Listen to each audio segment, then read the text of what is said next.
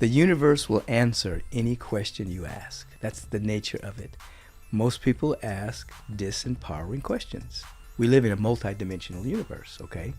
So as long as you're asking that question, you're at the lower rung of the dimensions. There's a whole nother world.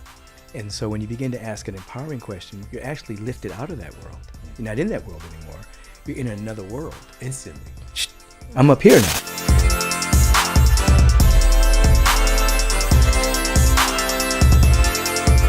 So we've been talking a lot about longevity on the show lately, and I'm a big proponent of listening to people who actually have longevity. It just would kind of make sense. But you've been teaching for over 40 years now and being a leader for over 40 years. So this question, I want to know this personally because, just spending time with you and just seeing how invested you are in your health and nutrition. Why do you feel nutrition is such a big part of personal development? The body temple. First of all, I'm honored to be here with you. It's my honor. This is fantastic. The body temple, is a carrier of energy, and we have the capacity to hold infinite amounts of energy flowing through us. But the temple, just like a light bulb, has to be able to hold that wattage. Just as there's certain light bulbs that can, like they're 10 watts, they're 50 watts, they're 100 watts. The body temple, when there's proper nutrition, proper exercise, proper thought, proper hydration, etc., you're able to hold more of the energy that the cosmos is trying to flow through you. So many people develop a lot of stagnation. They're eating incorrectly, they're eating dead food, they're eating food that's not conducive to their health. So that, it creates the condition of disease and disharmony. So nutrition, if we actually think that this is a temple of the living God, you're going to treat it properly. It's not just a bag of bones, as they used to call it back in the day. It has an intelligence of its own. It listens to what you're thinking. The cells hear your emotions and your feelings and your thoughts and replicate that in chemistry, toxic or tonic, depending on what mood you're in. And food does the same thing.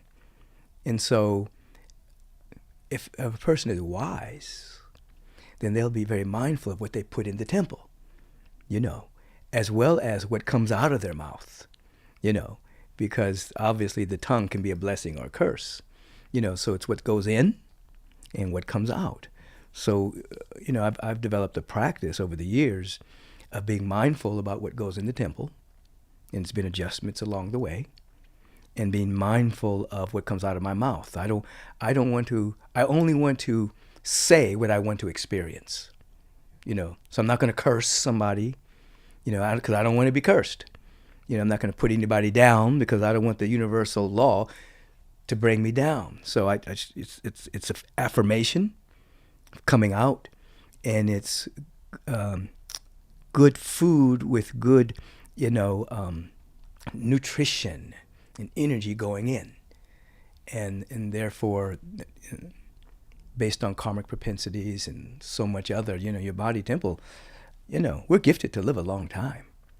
Most people check out way before they're supposed to physically. Check out early. They say, they check out. Let me get an early checkout, please. They think, 75 years is a long time, but the body is coded to go 100, 110, 125, So that also begins in thought. You have to actually think like that. And you actually have to have an underlying purpose for your existence, not just fitting into the status quo, accumulating a bunch of stuff until you die. There has to be something larger than that to keep you around. Yeah. You're the first person that I heard that from, that truth about being able to handle that type of energy. A lot of people go to events and they learn things and they want to transform their life. But I think a lot of people have wondered and questioned this, like, why don't people change? They get the information, they get the experience, but what I'm hearing is sometimes we can't hold that energy. We might have to, even if we hear something powerful and we want to go and take action, we got to lay down and take a nap. We just can't even contain that energy. It's absolutely true. I was thinking about that on two levels. I was watching like people who get famous and they're not plugged in.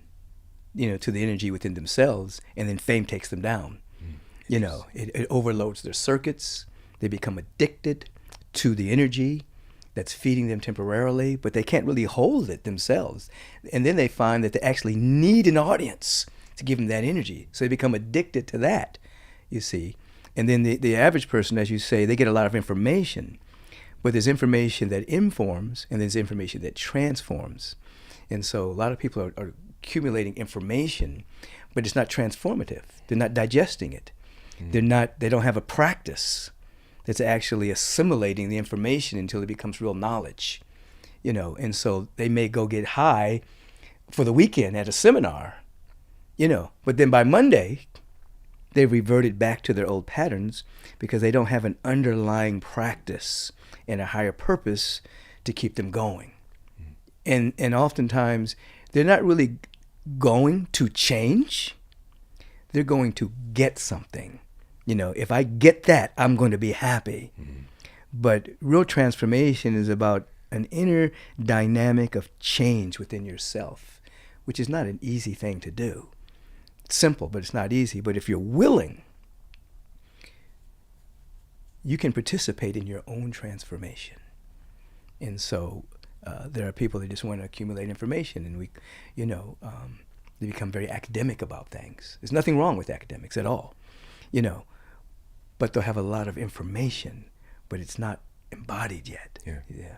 You call that a human filing cabinet, right? A human filing cabinet. But you see a lot of people that they're in universities, the ivory towers.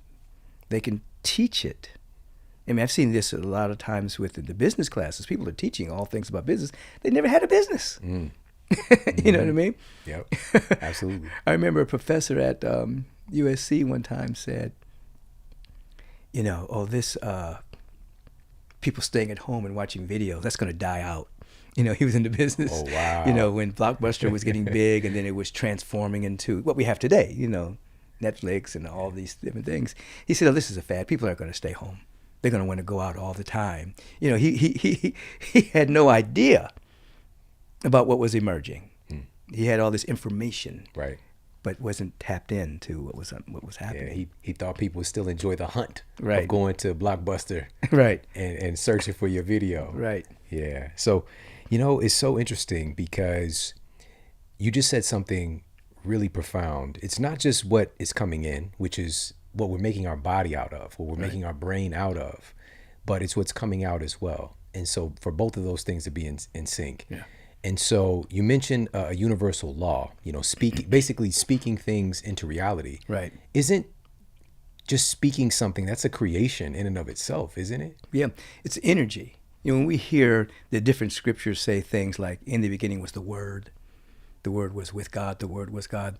It's speaking, I call it a cellular logos.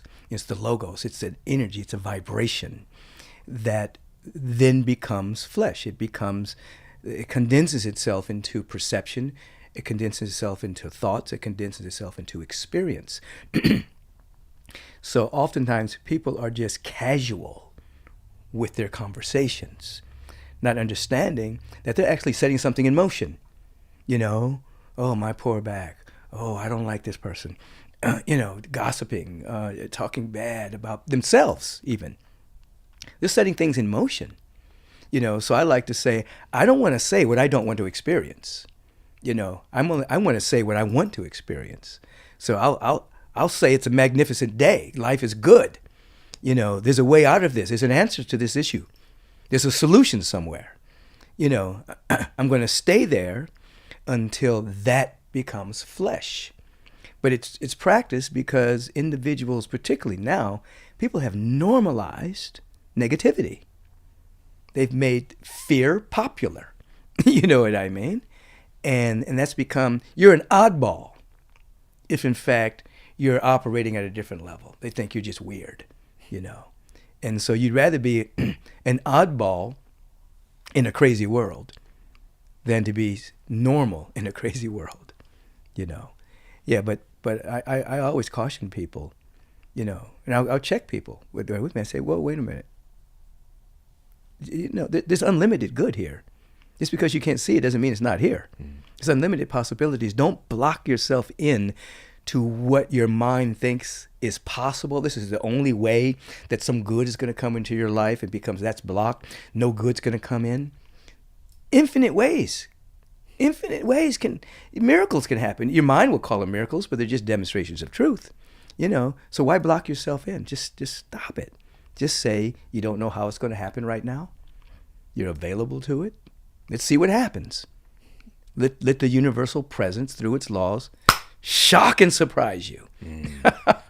Normalize that. Right, normalize that. Yeah.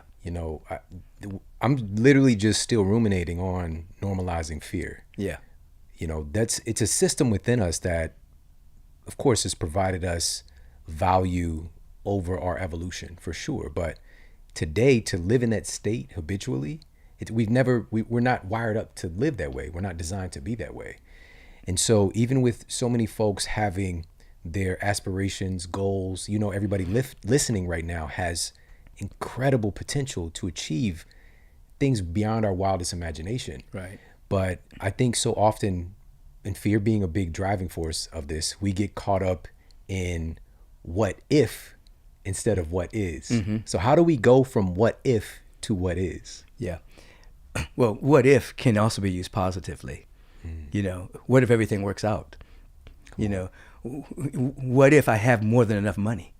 You can go there and you'll get to what is. Because what is that right here and right now, all of the power, all of the presence, all of the intelligence, all of the love, all that is already here.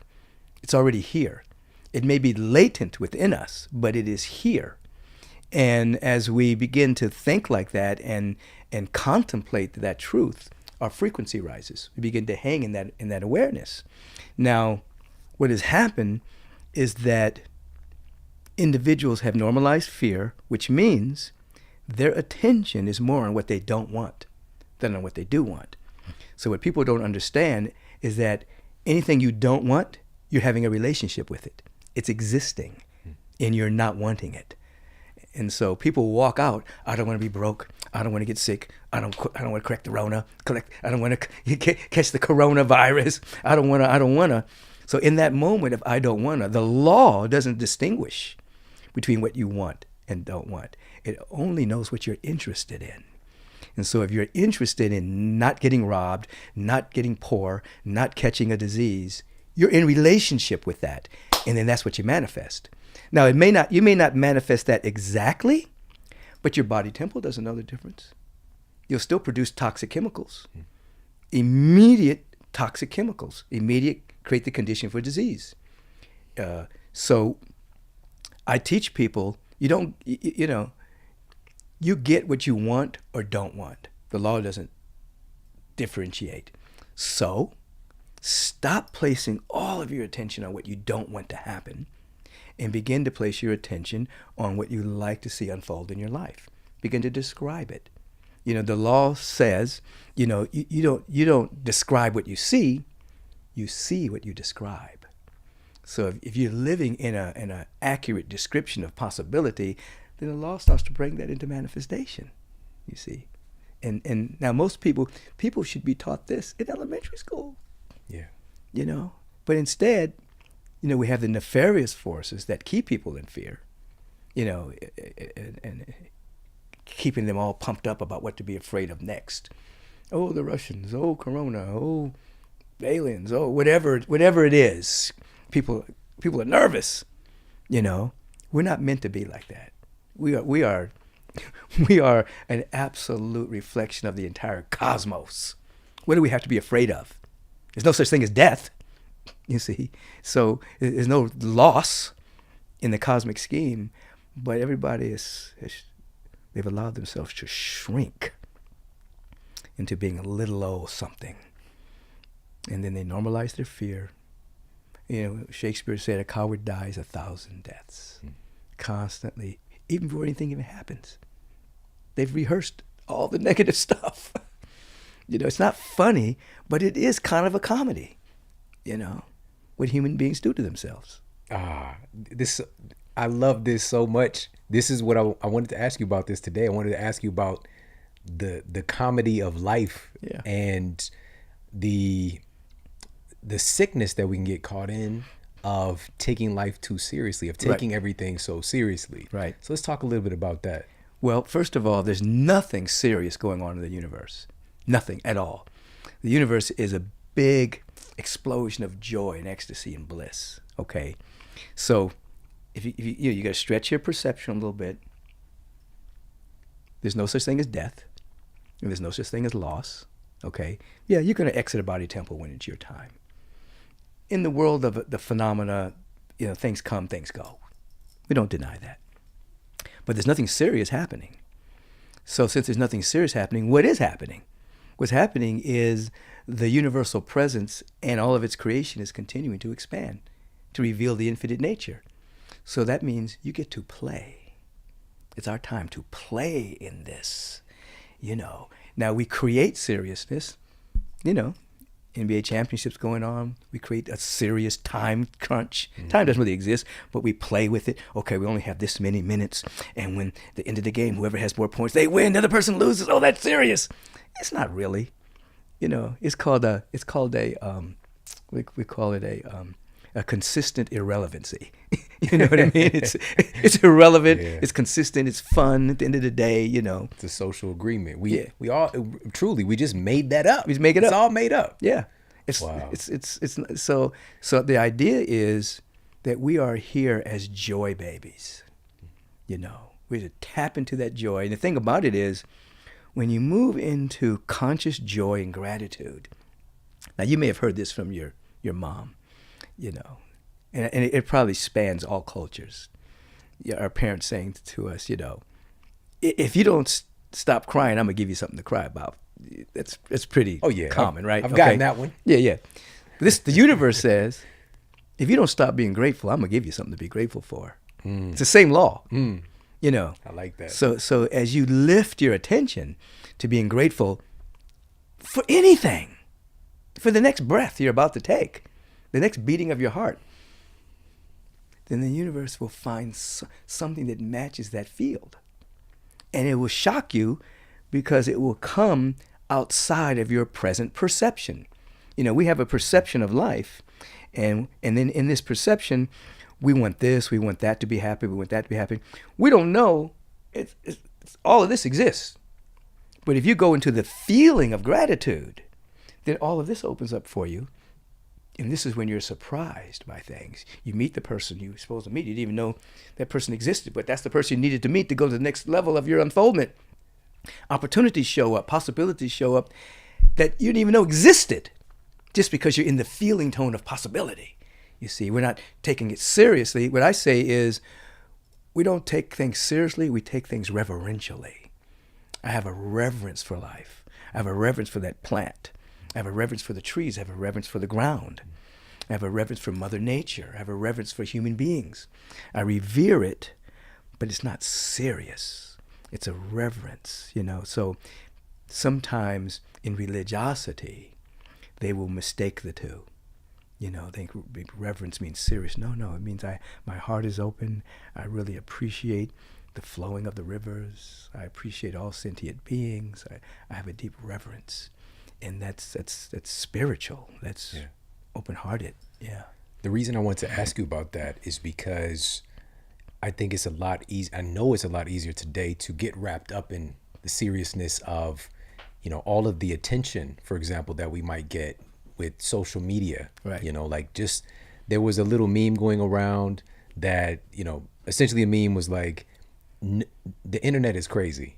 You're never supposed to know this many people. It's just like, we're not supposed to know 5,000 people. That's never existed before. And caring about the opinions of 5,000 people. Right. And so I think carrying that level of, everything is so serious. If somebody that is 20 times removed, 200 times removed from actually knowing you says something negative about you, and it can just take you down. Right. And so carrying a little bit more of a light heart with things to even not take ourselves so seriously, for example. Right. I think it could be a helpful tool today. Right. Yeah. We don't take ourselves seriously. We love and appreciate ourselves. And we learn not to be overly concerned about what other people are thinking about us. And then we learn not to be overly concerned about our own thoughts about ourselves, because we don't know where they came from. It may have come from our parents, or maybe it come from people in high school that said something crazy about you. All that stuff may be going around. We learn to be conscious of what the presence is saying about us. I've always loved this scripture. I'm not a religious man, but I'm a spiritual man. So when I look at scripture, I see the spiritual essence, not the literal, And I've always loved the scripture that says, God's eyes are too pure to behold inequity. That this presence doesn't see anything but itself. It only sees potential. It doesn't see anything negative, because if it did, that meant that negative would last forever, because God only sees the eternal. So God's eyes are too pure to behold inequity. And it goes on to talk about the fact that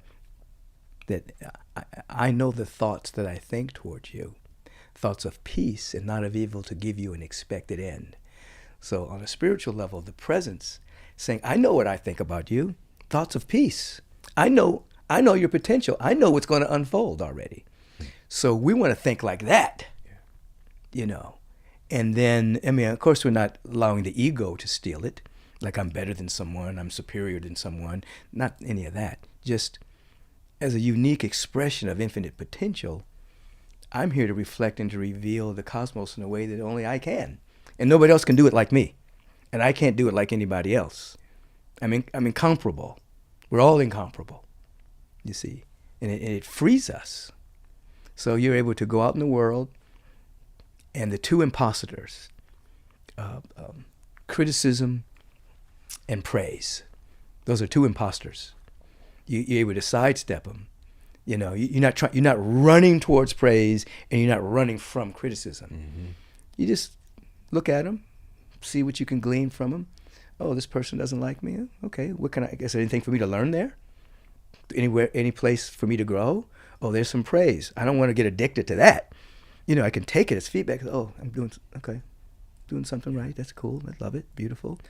But I'm not living to run towards one and run away from the other. It's just feedback. Yeah. I'm actually going in and getting my cues from my interior awareness. Yeah. That's powerful. That's also, I think it's really challenging for a lot of folks today. Sure. And you just said it. Yeah. People are on this internet, they're on this social media, and they actually think that somebody out there is saying whatever they're saying is important. And more than ever today, I think it was you, WMDs, right? Weapons of mass distraction. Right. And all of this stuff going on is stealing our attention and making us kind of outsource things to the external world a lot more. I think, a lot of folks they're so deeply tied into it that it makes it difficult to go within. So what I want to ask you is, how do we turn that around? How do we get closer to what's most real about us? Yeah. That question right there, if an individual would ask that question of themselves, how do I get closer to what's real within me? Their mind will start to turn inward rather than outward. And they'll start to catch insights and revelations and wisdom and guidance because they're interested in it. Yeah. Rather than, how can I make that person like me? How can I get closer to me? And then we'll be guided.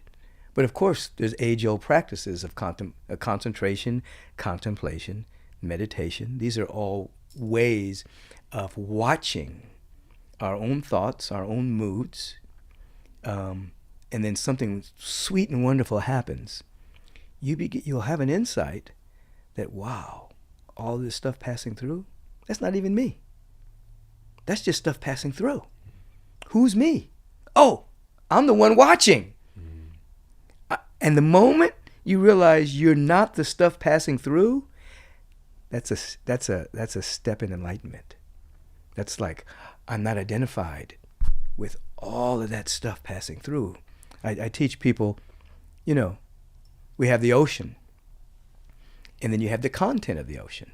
There's seaweed, there's plankton, there's fish, there's boats, there's human pollution. All that's in the ocean, but it's not the ocean.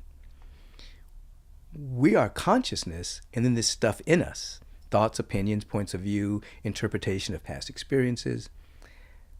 Until the person has some kind of reflection, they actually think That content is who they are. Well, my grandmother was, so I am, and this runs in my family, and that's just content. It's not who you are. But once you realize that you're not that content, you're waking up from the intoxicated sleep, and now you're being sourced from within rather than from without. I love that. It's that first step, and I remember it so clearly. I'll never forget it. It's basically 2 lives that I've had. That's right. Was my mother-in-law, that first meditation that she taught me, and I realized I had never really had a conscious thought my entire life. I was thinking, right, but I was aware suddenly that there's this thinking going on. And my life afterwards, it was a couple of years of kind of reintegrating back into what this life is, right, with this, new perception. And it was so beautiful, but it was also very challenging, yeah, as well. And I think that's part of it too, is I think that folks are chasing happiness. They're chasing enlightenment so that they don't have to go through stuff, and not really understanding that sometimes this is going to require work. It's going to require some challenge and obstacles. What part does all that play in the story? That's the small print. Okay, so what happens is what you've described. We have our sub-personalities, our personality, all the content that it's generating that we've identified with. Every aspect of our personality we've gotten from time and experience. People you associate with, things that have happened, you develop coping mechanisms, defense mechanisms, all kinds of things to survive. Yeah. Okay? So what happens is when you start to contemplate reality, meditate, pray, whatever your mode is, what happens is those roles begin to melt. And as they melt, that's the challenge. It's like, I don't know who I am. I'm confused. That's called the crucifixion. That personality self that you've identified with, this is who I am, it's being crucified. And then there's a slow death. And then there's an emergence, expanded consciousness. That's called the resurrection or the rebirth. And then you're operating at higher levels of freedom. You're being free from the content flowing through. And then you get to a point of there's a fork in the road, so to speak, where there's freedom and ecstasy and pleasure. And many people opt for pleasure rather than bliss. Now, if you go to bliss and freedom, you get pleasure. But if you go to pleasure, you may not get to bliss. Mm-hmm. You know how they talk about he or she is a pleasure seeker. That becomes another level of addiction. I know I'm probably talking a lot here, but the idea is it is challenging because when your identity starts to break up and you don't know what you believe anymore, that's a good stage in the development. Your whole inner world is like, I used to know exactly who I was.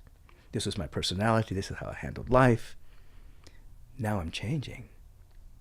And then there's a greater expansion of awareness. This is all part of the practice of every spiritual path. Will say it in a different way. The breakdown for the breakthrough. Yeah. Thank you for that, because I know a lot of people experience that. They might be in it right now. Right. And just to have that permission to know that it's a part of the process and that you are working towards something. I want to ask you this because you're one of the people who has really identified and expanded the awareness of different universal laws, like the law of attraction. Mm-hmm. And there's always this set of beliefs that make it hard to accept that that's going on, mm-hmm. even though it might be the only thing going on. That, what about negative things that happen? Mm-hmm. How is it that I attracted this quote bad thing into my life? How can you speak to that? I'll tell you, yeah, I will, and I'll tell you a story. I was getting ready to go on the Oprah Winfrey show again, and she comes into the green room, and she says, "I'm getting these letters from people wanting to know, why do these bad things are happening to good people, and did they attract it? Because we were speaking about the secret and law of attraction." And she said, "Michael, I'm going to ask you that question." And then she said, "Listen, you don't have time to teach a class because you have to give it in sound bites." And then she left the room. Wow. And I'm thinking, I'm going to talk about this And it's sound bites. So I sat and meditated because we're about to go live, and so what it's called, the windows of manifestation came into my awareness. Just went whoop. So we go out and we're talking, and then Ms. Winfrey says, "Michael, I'm getting all these letters. Why is it that bad things happen to good people? Are they attracting it? What's going on?" And I said, "Well, there's these 4 windows of manifestation. The first window is you basically experience your thinking. Whatever your thinking is, it will transmute itself into an experience. It's window number 1. Window number 2 is called a lesson. Let's say you have a goal, a vision.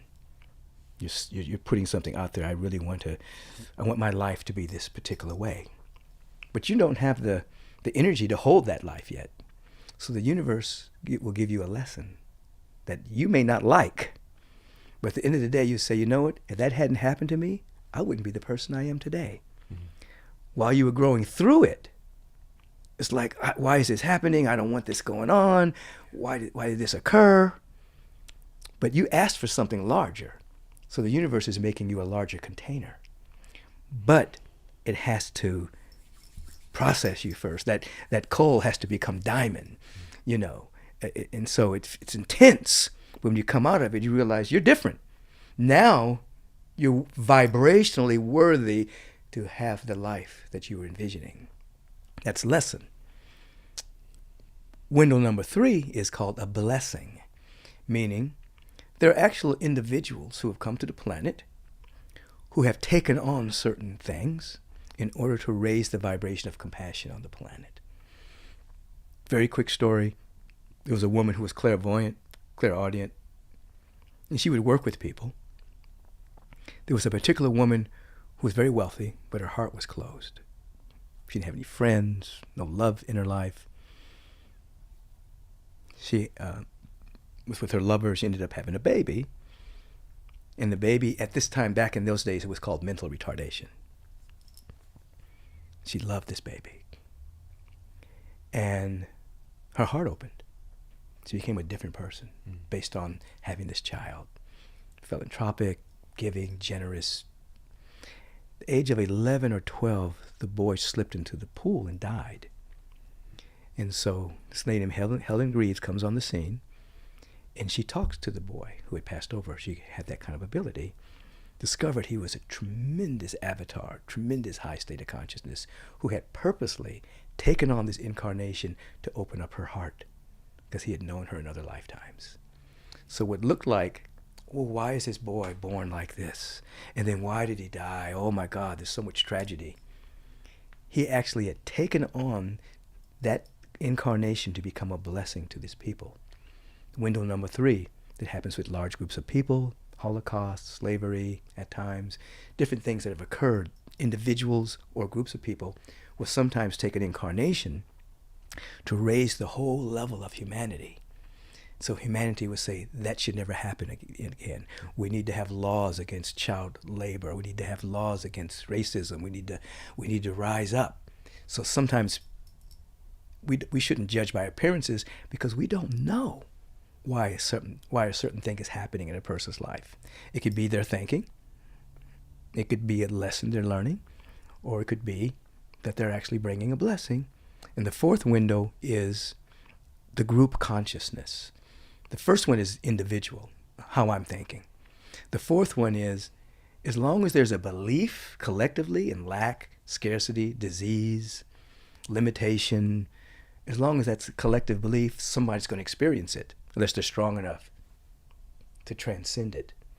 So that's what came through, those 4 windows of it.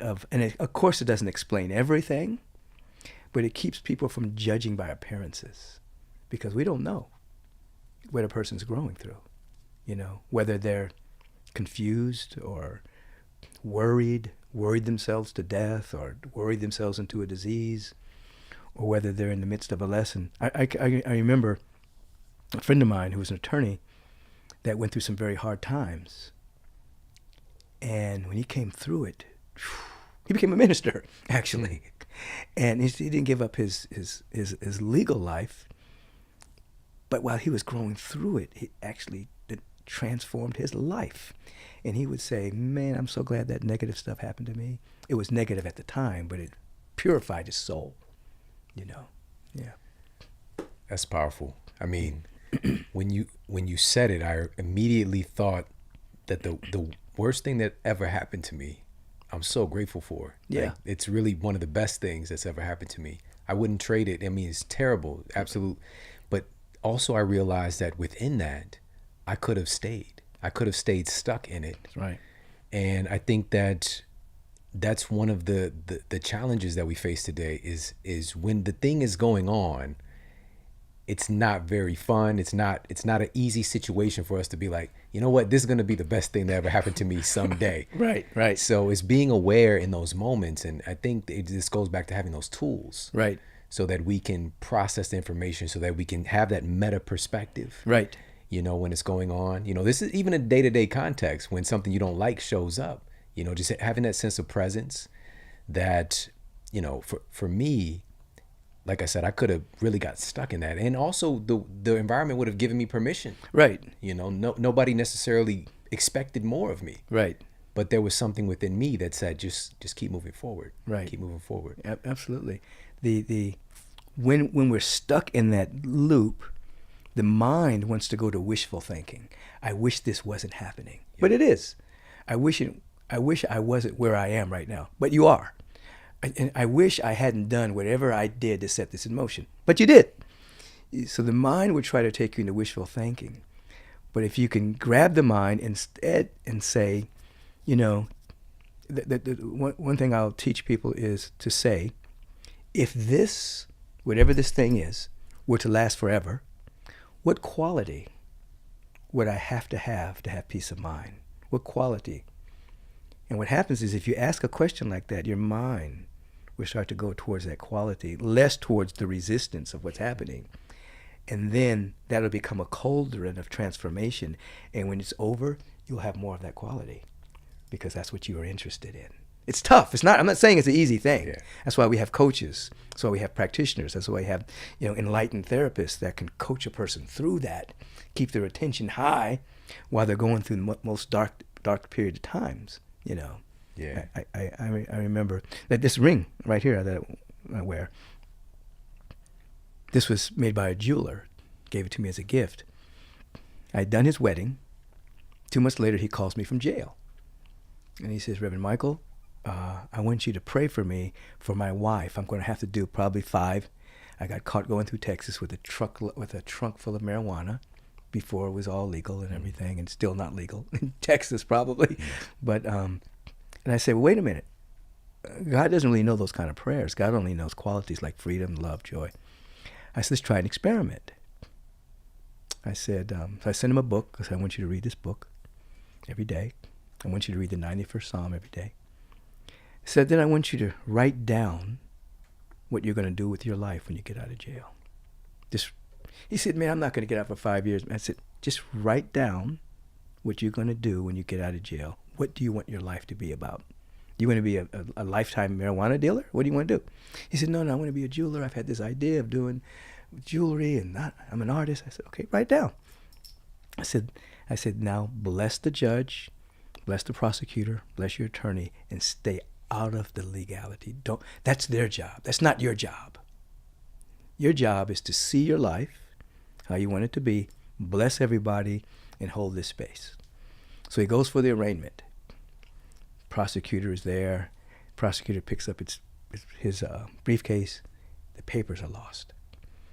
All of the evidence, all of his evidentiary processes, he doesn't know where it is. The judge is livid. And the judge has to set him free, but they have 30 days to refile. And anyway, they can't keep him. He flies to Hawaii with his wife. They never tried to get him again.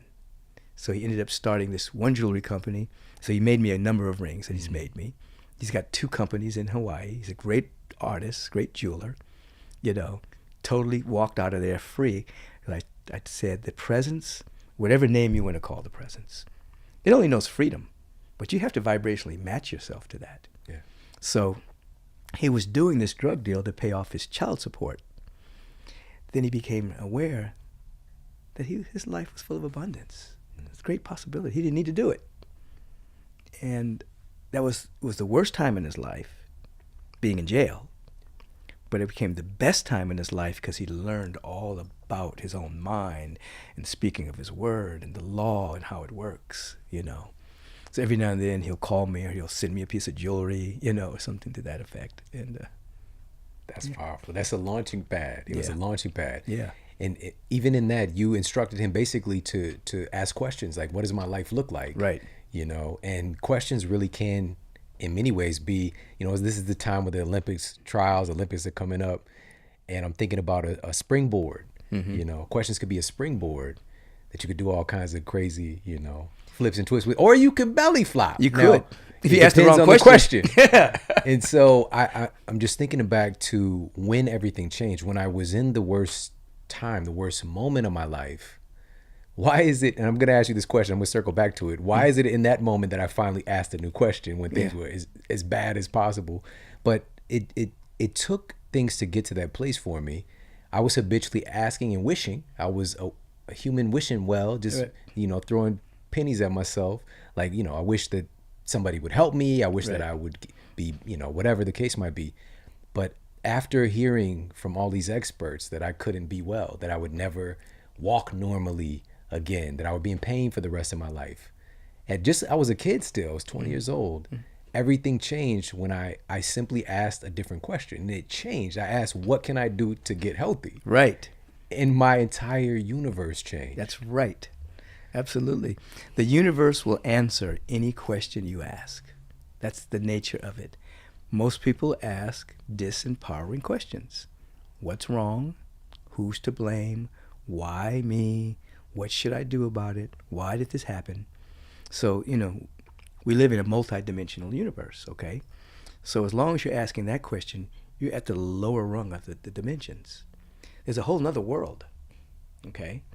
And so when you begin to ask an empowering question, you're actually lifted out of that world. You're not in that world anymore. You're in another world. Instantly. I'm up here now. And up here, from the mountaintop, I have a different point of view than if I'm just in the valley. You know, I see things differently. I'm hearing wisdom and guidance and direction. Answers are flowing. And I'm in a different world. It's difficult to teach at time because this is where you start moving from metaphysics to mysticism. You're at a whole another level of seeing. It's a whole different world that exists. But most people are content, they think they are anyway, to live in this small world when this other world exists. But you have to ask the right question to get there. The password, who am I? You know, the password. Who am I? You know, what do I represent? You know, what am I here to reveal? What gift do I have to give? You know, what does my life really mean? You got to ask a different level of questioning, you know. This is making me inquire because this awareness is who you are now. Like you mentioned earlier, some people are a human filing cabinet, and then others, you're it. Yeah. You embody it. And with your practices, because it also is a practice, it's a continuous practice, I would love to know how your day is set up. Like, is this something that you start your day with, these practices? What does your morning routine look like for Michael Beckwith? It has evolved over the years because with every moment of inspired wisdom or insight, there's greater integration, greater embodiment. So I can remember over the years, I would meditate for hours on meditation retreats, just live a life of meditation until as a moment comes where I'm not really out of that space. You know, I do my meditation in the morning, but I'm always in kind of a reflective awareness. I'm aware of what my mind is doing, okay? But what I do is I wake up and I will go into a moment of gratitude. I'll actually put a smile on my face, even if I don't feel like it, you know. And you probably know this already, but just when you smile, a ton of chemicals flow through your body, even if you're not feeling it, you know. So I'll smile. I'll be grateful that I'm grateful that I exist. I'm grateful that I'm alive. Not grateful for stuff yet, just that I'm alive. And then I surrender to life. It's like I yield to the potential that's within me. And then I ask for the strength to do whatever my assignment is for the day, whatever comes across my path. Okay. So that's when I wake up. Then I will sit and have some moments of meditation. Then I'll go work out. Now that particular sitting is not a long sitting. I'll go work out first, get some sweat on, Then when I come back home, it'll be a longer sitting. It's something about either doing yoga or lifting or something that prepares you to sit. So now I'm sitting, and that's a longer period of time. The minimum is 22 minutes. The maximum will be whatever my schedule allows me to do. So then throughout the course of the day, there'll be moments of sitting, the staff member, or praying, and then in the evening, have a moment of sitting. So it's integrated into my life. Now before, it was really, over the years, was really intense, Then after, it doesn't have to be that intense for me anymore, even though I love it. Mm-hmm. I did an intense meditation training a couple of months ago in Sedona. And it was 7 days of intense biofeedback, polygraph machines, hours and hours of feedback, and I do that. That's a reset. I do that every couple of years. I love it. It's intense, but you're changed when you come out of there. So I still love, I'm a solitary guy. I love my aloneness. I love people. But I think my base is I like being by myself. But I love people, So that practice, it varies. Sometimes I have, the magnets we talked about. Yeah. They're right by my bed. I do the magnet, I do little qigong moves, and that will be my meditation. So it just varies. I do breath work every day. I do breath work before I speak. But now that I'm talking to you, there are things that I do, I forget about them because they're just part of, right. Just part of the deal. I'm not saying, oh, I'm going to sit down and do breath work now. I just know, okay, I'm getting ready to speak. I'm getting ready to, I got so many minutes. I just go in, I meditate, and I start doing the breath of fire. Then I do the slow 8-4 count breath, and then I'll go up and speak. So it's all integrated into my life, but it's not like I'm doing a spiritual practice. It's just like a part of me. Yeah, I love that. Yeah. And the magnets, those we talked about, I think it was Peter Ragnar. Yeah, right. Yeah, who put us onto that. Because I got actually, I don't know if I told you this, I got a magnetic mattress pad at one point. I did too. The dreams were crazy. Yeah, I did too. Crazy. I slept on that. I used to sleep under a copper pyramid over my whole bed. So for years. So you was on some. That was years ago. John Carter. You was showing up on Mars. Actually, and, I've always been like going to the edge of whatever. Yeah. And then I remember having a dream that the pyramid broke. I took that as a sign that I didn't need to do that anymore. Right. So I don't even know where that pyramid is, but it was 100% copper, and the dreams were intense, and it was much easier to leave your body and go flying and things like that. And then that was over. Yeah. I love that too. That's another thing about some of the great leaders and teachers is that willingness to experiment, right? The willingness to listen to that inner guidance system. Yeah. And, so we got the magnetic aspect, we've got the qigong, we've got the meditation. And when I was with you at your place, I was surprised by that because I was wondering about that. Like, do you exercise first and then do your meditation session?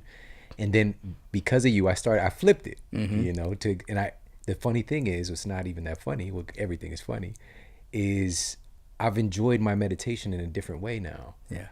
By doing a little bit of, getting my heart rate up, getting my blood moving, and then doing my practice. Right. So because prior I was like, I'd get up, do some reading, do a meditation session, just kind of like a very I still do that. Slow vibe. Yeah.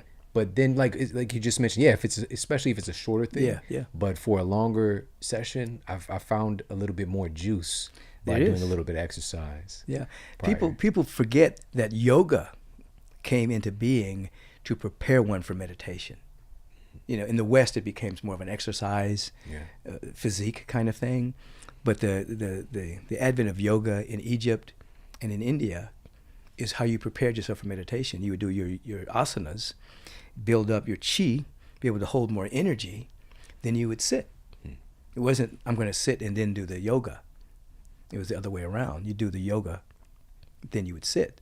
So the same way, you do your exercise first, and then it's easier to sit. You're not as fidgety because you've expanded your vessel to hold more energy. You can sit for longer periods of time. There's two things. So yoga helping to build up that potential for holding that wattage. Yeah. And the same thing with our nutrition. Right. So both of these practices integrated. I love that so much. Yeah. Some people would say, nutritionists say that nutrition is king and exercise is queen. And then the exercise people say, no, exercise is king and nutrition is queen. But they're both. You got to have both. Meditation is the kingdom. In meditation. Whew. So with everybody again, and I want to reiterate this, it's something that we talk about frequently, just the absolute infinite potential that every person has. Yeah. You know, we're so wonderful. And I think that sometimes we can lose track of that. I think a big part of that is our education system and the way that we kind of come up. We're kind of inundated with misinformation or miseducation about who we are and what we're capable of. What can folks do if they're wondering, you know, they hear wonderful people and all these incredible speakers and writers and successful people, and they're just like, I'm not that. Mm-hmm. What can people do to help to kind of uncover who they are, what their gift is? First of all, there has to be a shift of perception. When they're looking up to somebody, anybody great, we can name a bunch of people, they all were, quote unquote, a nobody at some point. And nobody is special. I say people specialized. You know, it's just like you see somebody playing the piano and they're killing it. You know, they specialized in that. They took classes. They practiced. They put in hours so that we can look at it and say, ooh, he's special. No, he specialized in that. You know, and whatever walk of life we can talk about Nelson Mandela, we can talk about the Holiness of Dalai Lama, we can talk about great athletes, we can talk about doctors, we can talk about influencers. They specialized until that became second nature. So I have to remind people that they have the same powers, but you have to put in the time. You see, the two greatest technologies are earnestness and sincerity. That if you're earnest, meaning you practice whether you feel like it or not, and you're sincere in your motivation, you're going to bear fruit, you know. But it's not going to it's not magical thinking. It's not like doing one affirmation and saying, poof, you know, my life has changed. I have to actually put in the time. So if people can catch, as you said, we are wonderful, but it has to be activated. You know, it has to be activated. Olympic athletes are just going to go out and run a 9-1. You know, they got to do the work. Yeah. You know, or you're going to pull a muscle and hurt yourself. Right. Or all the muscles. Or all of them. Yeah. You know what? There's this term that we have, like somebody's a natural. Yeah. Like, look at them, they're a natural. They would never know if they didn't pick that thing up. Like, I was thinking about Serena Williams when you mentioned athletes we look at and we aspire to. She could have never picked up a tennis racket. She could have been a teacher. She could have been a judge. Right. You know, and so it's the investment. I think it's experimentation. Yeah, her father had her out there all the time working, which she's doing to her daughter right now. You know, showing her the steps. You know, yeah, it's and now I will say, I mean, there have been prodigies, people born that they can play the piano, but I don't believe in different lifetimes. I believe it's just one life with different chapters. So in another chapter of their life, they learned that skill and didn't forget it when they came here. I mean, there's so much we can talk about that. You look at somebody like Beethoven, who was deaf. Deaf. Most people forget that this man was deaf and created full symphonies. You know, he was listening with the ear that's beyond the ear, not the physical. He never even heard a tune, but would write a full symphony. How does that happen? You know, There's so much more than meets the eye of who we are and our capabilities, you know. And I think this will go back as Oh, well. let me just say one other thing. Sure, You said something sure, about education, absolutely, yeah. which is actually miseducation. Because the system that it was set up for workers. It was set up by the aristocracy to have people be prepared to have jobs. It wasn't set up for like real learning and education. It was set up so they would have the people be able to do certain things proficiently in the job sector. So we don't have a really good educational system. We have a system that fits people into holes to plug up things in society. I would say, I used to tell kids years ago, before the internet and all that, I would say, I know a place you can learn anything you want, get all the information, all the knowledge. Say, where? I said, the library. Ooh, it's a very mystical place. Today, you can study anything. Yeah. You can study anything. Nothing prevents a person from studying anything you want and to become proficient in something. Such a gift. Yeah. When things are as crazy as they are, Yeah. you also have opportunity like you've never seen. Right. You just said it. Anything you can learn from the top people in the world in their respective space for free. For free. Business, athletics. Oh, so I mean, the phone that we have, when the first people went into outer space, they didn't even have that much technology. We have more technology in our smartphones than the first astronauts had. We have that in our hand. Yeah. We're unlimited. Yeah. We can skyrocket our lives to a different stratosphere. Totally. So within finding our gifts, and I think this also goes back to asking those questions as well. What is my gift? What in different challenges, for example, what quality is wanting to emerge Yes, yeah. from me, and like picking these little traits up.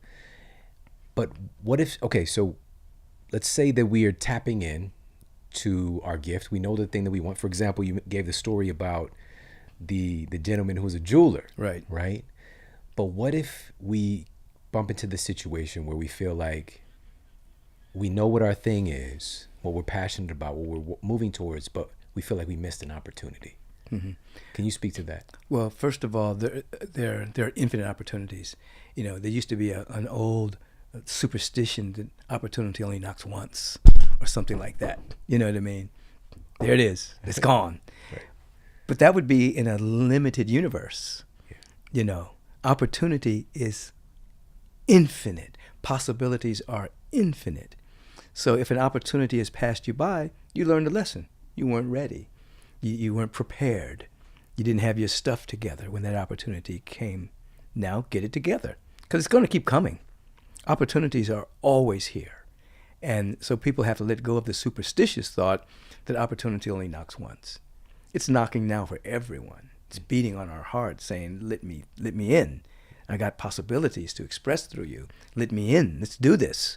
Come on now. Because, the graveyard carries so many unfulfilled dreams. People who are afraid of success, afraid of failure, afraid of looking silly by doing something that never been done before, So just died with them. Opportunity only knocks once. Who said that? The person controlling opportunities. Right. Trying to control. You blew it. That's so interesting. I remember the statement also, where there's a will, there's a way. That makes me think of that too. And that's even limited, because where there's a will, there's infinite ways. Yeah. I think we tend to get caught up in the paradigm that we exist in, that we are currently in, that this is the way. This is the only way to this solution. And we miss out on all the dynamic. And the thing is, this is the thing about humans as well, that until we're pressed with a situation that causes us, that triggers us, right, to think more creatively, to innovate, to become more, we just don't do it. We don't know that that's a thing. Right. And there comes a day where your growth is your most important thing. I like to say, where there's willingness, there's a way. And when there's willfulness, there's a wall. So if you're willing, ways will show up. But if you become willful, This is the only, then you'll create a vibrational wall. You work against yourself. So human beings, I invite people to become willing. Even you don't have to know how to do it. Just become willing. This guy didn't know how to start a business. He didn't know anybody in Hawaii. He didn't think he was undercapitalized, but he became willing. And then angel investors, different things came up that he didn't even know existed, that allowed him to move forward. He became willing. Yeah. And it's happening all the time, right? As well. I know that all of us, we love to hear those stories, those success stories. And there's so many, those are the people that we think of and we see. Yeah. I'm thinking about my friend Jesse Isler, who's been on the show, and he's married to the founder of Spanx. Oh, well, we know how to, my cousin's a good friend of her. Yeah. And so she's, incredible $1 billion company, $1 billion brand. And if you know her beyond humble beginnings, basically in a room, she's got a roommate, the whole thing, just like trying to put stuff together herself, cutting things up, cutting the legs out of, pantyhose and all these things, essentially broke and growing that to $1 billion brand. But we see those things happen and we think that that's for that person. Right. It's those people over there. How do we, I think, first of all, and I just talking with you, this is the thing about talking with you is that I already know the answer. Yeah, when I say it out, but we identify with that because it is in us. Yes. So how can we cultivate that even more? Yeah. Association with individuals that are going to hang in that kind of conversation. We have to not associate with people who live in the field of impossibility, put you down if you're trying to go forward, telling you you're off base if you're trying to do something that's out of bounds. If you associate with individuals, as the old statement goes, it's better to be by yourself than to be with bad company. So if you associate with individuals that are talking possibility, more possibility is going to flow through you. Now, these kind of stories are very inspirational, particularly in light of the fact that most of the things that we're bombarded with via the media are all the negative things that happen, the lowest common denominator of the human experience. So you'll get all of this whole things about all the negative things that are happening on the planet, but they never balance it with, look at all of these beautiful things that are happening. Look at all these remissions. Look at all these inventions. Look at all this art that's being produced. You don't get that. Look at all these people who are safe. Right. Safe. Ooh, they didn't die tonight. The house didn't blow up. No. And so we have to, that's called malicious hypnotism. That our media is basically hypnotizing people through seduction, provocation, and intimidation into a small point of view. And you have to not only withstand that, you gotta opt out. Just like you get credit cards or you get programs and say you can opt out anytime. People have to wake up every single day and opt out of that paradigm. I'm opting out of the paradigm of fear. I'm opting out of the paradigm of lack and limitation. Take me off the list. Take me off the list. I don't want it. I'm not subscribing to that anymore. I'm describing to something else. And feed yourself with that possibility until it becomes so ingrained in your being that that's where you're living. And then you actually repulse the negative. You become impervious to it. You see, that's why I'm saying it's a comedy, because I'll just watch people just like, God, everybody's so scared of everything. What are you doing? What are you eating? What are you taking in? Stop it. Take care of your mind. What if? And I never even thought of this before, but I was talking about Sarah Blakely, Jesse's wife, who founded Spanx. What if that was the dominant thing that we did see on the news? These wonderful stories and all the opportunity and creation. That's possible. Totally. Me having that thought is a creation. Right. And that could be even somebody listening right now. And a lot of amazing people who work in the news listen to the show. Right. And shout out to everybody, the people out there doing the God good bless work, you. Yeah. good reporting, who right now it's a challenge for them as well to get things published, to get their stories run. If it's not fitting into that narrative of fear. Right. And not to say that there's not things to be conscientious about or cautious about, Sure. but it's a formula, and it is dedicated to keeping us in a trance Right. with fear. And we've done, we've talked about this quite a bit on the show, and just even some of the science behind it.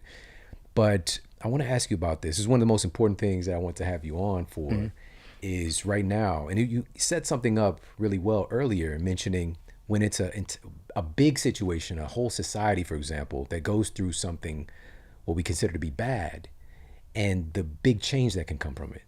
We're still in the grips of something really tremendously negative, in a sense, very challenging. A lot of people losing their lives, a lot of businesses lost, a lot of people experiencing more challenges to mental health than ever before, relationships crumbling, people just living in fear, losing their homes. The list goes on. And this is just the beginning stages. We haven't even seen the full ramification rollout of this thing.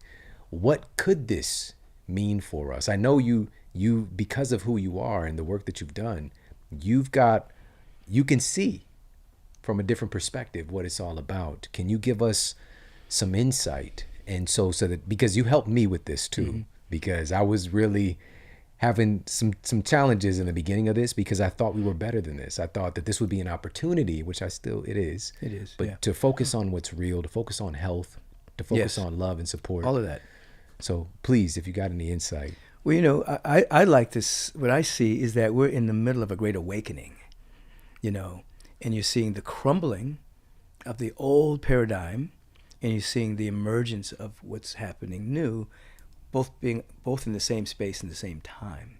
Newtonian physics, that can't exist. You can't have two objects in the same space, same time. But in quantum reality, you can have everything in the same space at the same time, but they're vibrating at different levels.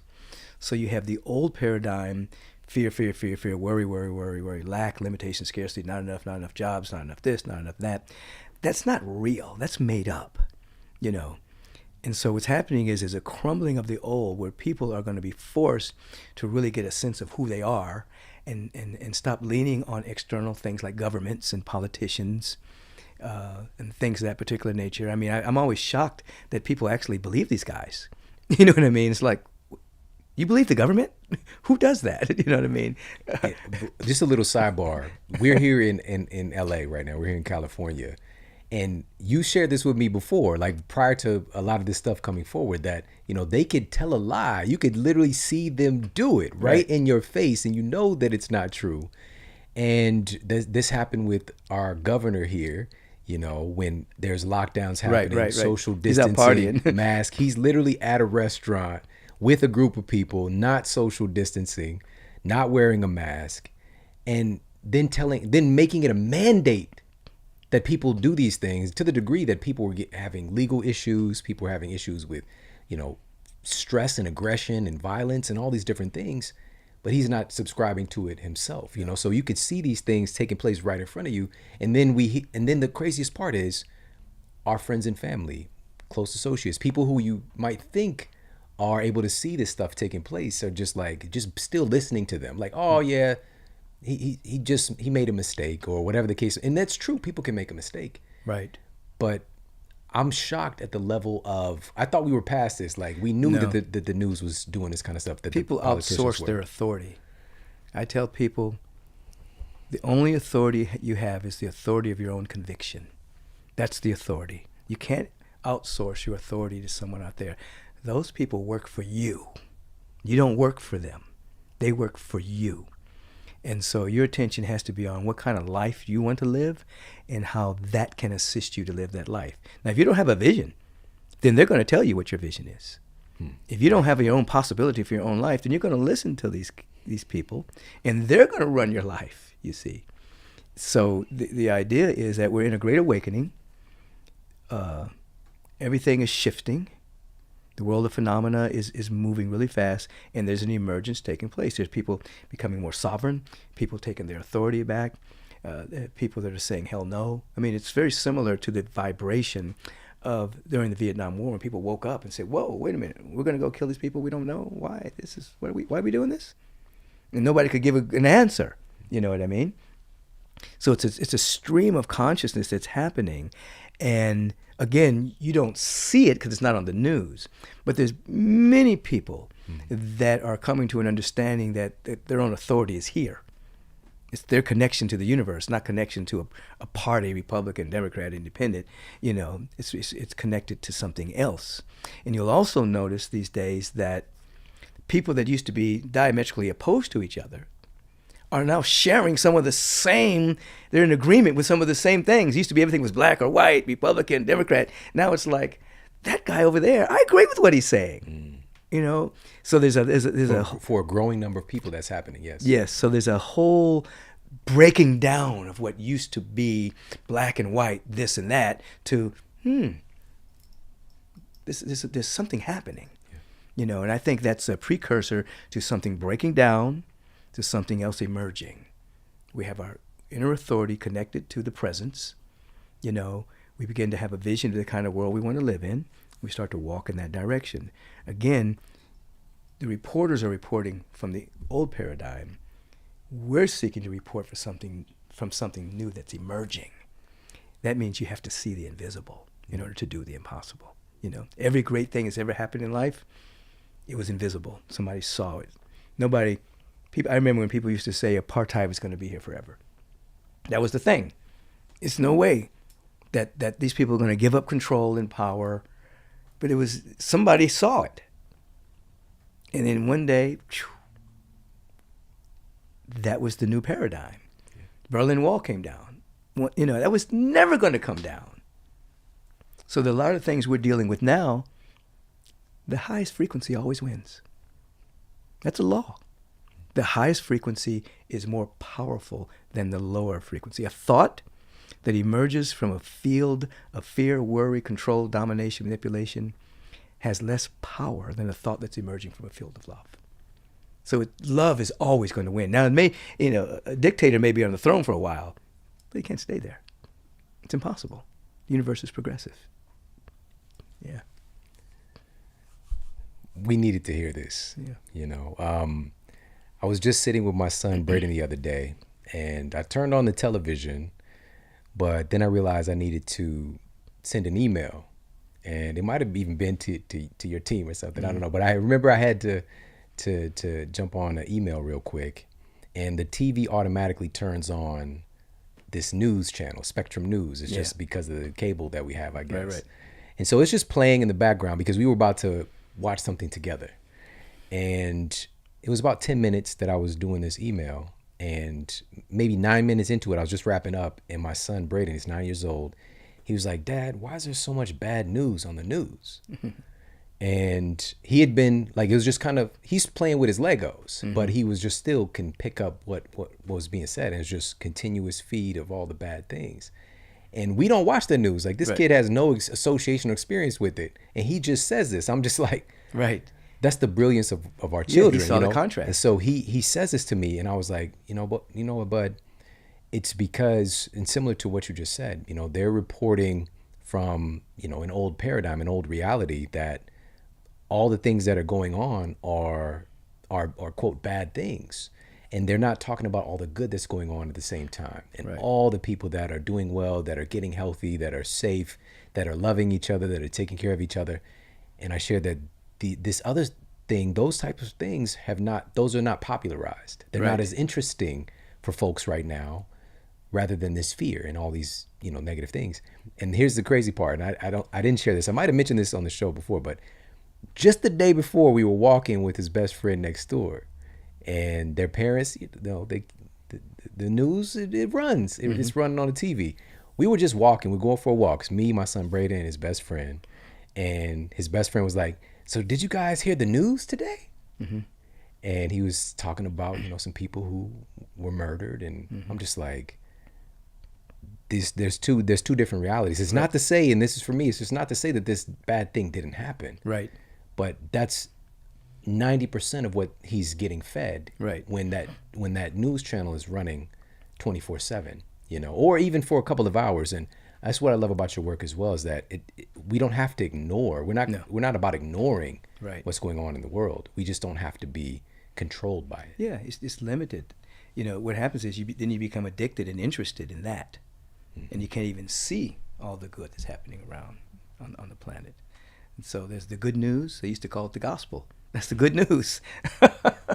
And it exists in a big way. I was in Costa Rica recently, and I was with some folks, and some conversations came up. And they knew nothing about it because they don't watch any of the news.